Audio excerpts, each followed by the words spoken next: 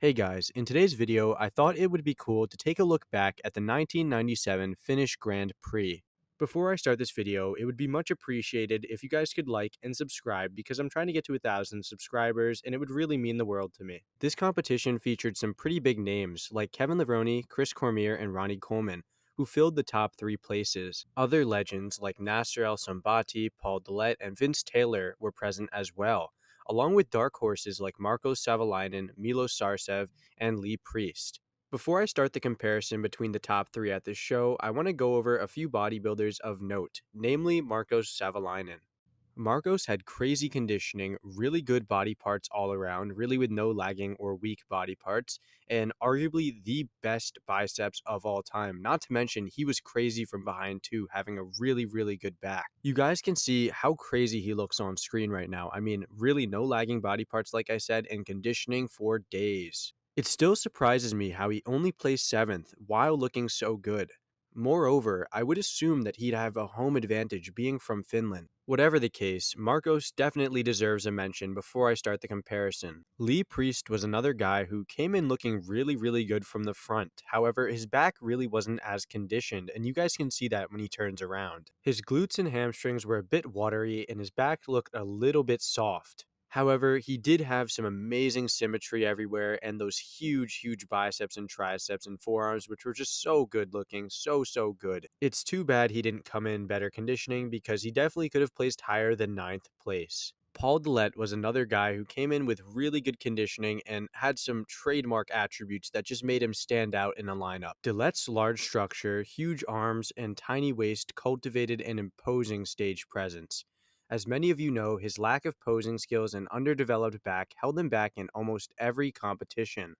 Ultimately, his insane proportions and good conditioning were enough to land him in a respectable 5th place. Competitors like Nasser El-Sambati, Vince Taylor, and Milos Sarcev also brought phenomenal packages. However, let's get into the comparison of the top three.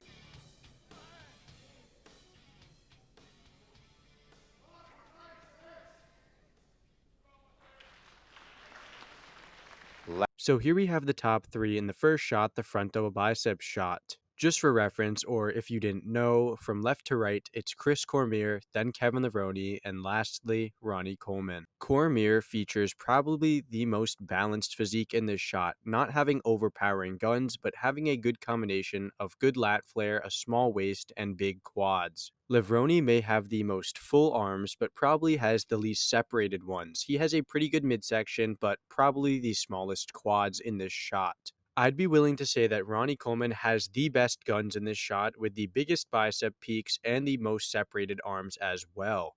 He also probably has the best quads, but that's debatable with Chris Cormier. They all appear to be in pretty good conditioning, however, I'd probably say that Ronnie is in last, and Chris Cormier seems to be the most separated in the lower body. Look at those quads, they are phenomenal looking. I'd probably have to say that this is between Ronnie and Chris Cormier. Ronnie has the crazy bicep peaks and just overall better arms, but Chris has a better overall package. Levrone doesn't really have anything that stands out to me. His arms aren't as separated as the other two, and his legs aren't as big when you compare them to Chris's or Ronnie's. Chris has a slight advantage over Ronnie Coleman because even though Coleman has the better arms, Cormier has the better quads and the better conditioning overall. For that reason, Chris would be winning the front double bicep pose, with Ronnie taking second and Kevin taking third. Spread.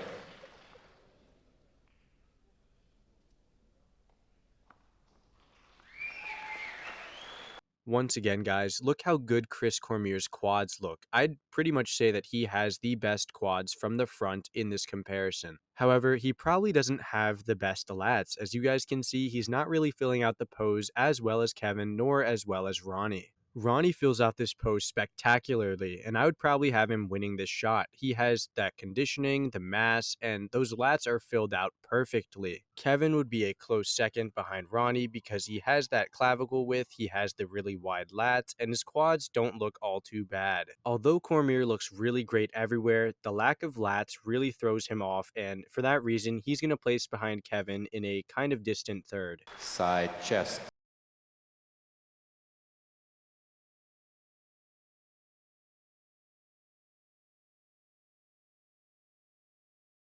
easy win for Ronnie Coleman, where the lack of conditioning doesn't really seem too evident when you look at the extreme mass advantage that he has.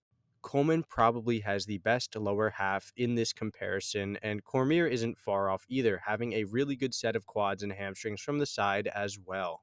Kevin doesn't really have that good of a lower body from the side, however, I do prefer his side chest from the upper half over Cormier. Kevin's far pec is strided to a T, and I just love his display here, much more than Cormier's, so for that reason, I'd probably put Kevin in second. Cormier's far pec doesn't appear to be as strided, but he has a pretty good upper body as well. Even though he's beating Kevin in the lower body, I think Kevin displays a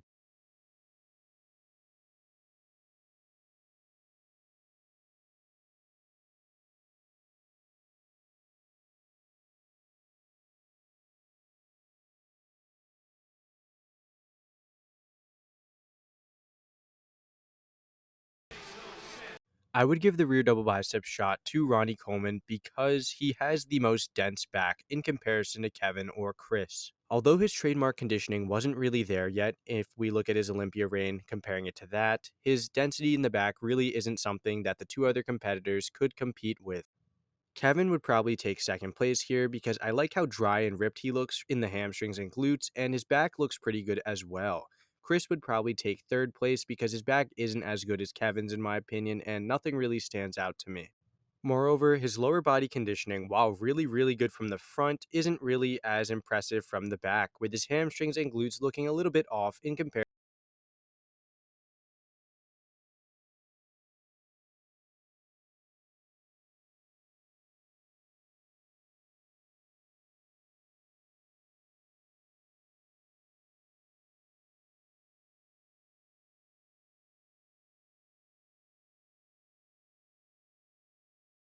In the rear lat spread, I would have Kevin Levrone winning because he has some really good glutes and hamstrings in terms of the condition and displays the widest back in my opinion. Cormier has an equally as wide back as Kevin, but lacks in the upper back thickness and obviously loses in the conditioning in the lower half.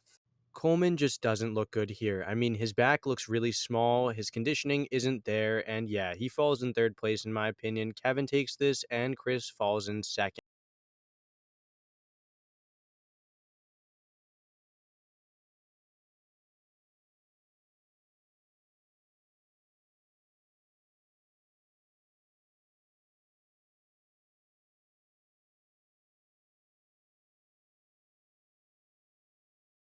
Now, unfortunately, this is what we have for the side tricep, with only Ronnie Coleman hitting a conventional side tricep pose.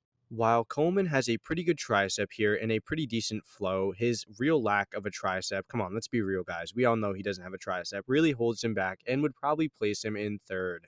Kevin was always known for hitting a really good side tricep, and he had really good polish and conditioning throughout this comparison, so I'd probably say he's winning, but Cormier could take a close second. It's really hard to judge this since, like I said, we don't have them all hitting the same pose, so I'm probably going to have to rely on my bias and give Kevin the edge over Chris Cormier. Chris Cormier would probably win the abs and thigh shot because he has the best thighs. I mean, look at those striations, guys. Insane. And in my opinion, the most pleasing to look at midsection and the best V-taper. I think Kevin would place second because he has a equally as impressive V-taper, but a little bit worse of quads in comparison to Chris Cormier. Even though Ronnie has some pretty competitive thighs, his midsection is just not pleasing at all, and for that reason, he's going to place third. Some of you may be wondering then, how did Kevin Levrone win this if I didn't have him winning every single pose straight up? Kevin definitely had the best conditioning overall from the front and the back in comparison to Ronnie or Chris. Although he didn't have extremely dominant body parts like huge legs like Chris's or a dominant back like Ronnie's, he had good balance overall from head to toe. There wasn't really a single time I could think to myself and say, wow, Kevin looks horrendous in this pose. He was either really close or not far off from winning every shot. Although I had Ronnie winning 3 poses, Ronnie was placing third in a lot of other shots, which definitely held him back from winning this competition. Despite all of Ronnie's flaws, this competition really highlights how good Ronnie was and how good he would become. Chris Cormier definitely deserved to come in second place, as he really wasn't falling behind in many shots and presented amazing conditioning from the front. Although Cormier didn't really have any outstanding poses, he had a better balance than Ronnie Coleman, which is why he beat him in my opinion. I think Kevin's superior conditioning is what put him over the edge because he wasn't really out muscling anyone, rather, he was out conditioning them from every angle possible. So, with that, I really do believe that Kevin rightfully deserved to win this competition, Cormier deserved second place, and Ronnie got a fair third. If you liked the video, please consider liking and subscribing. I'm trying to get to 1,000 subs, like I said, so please consider doing so, and thank you for watching.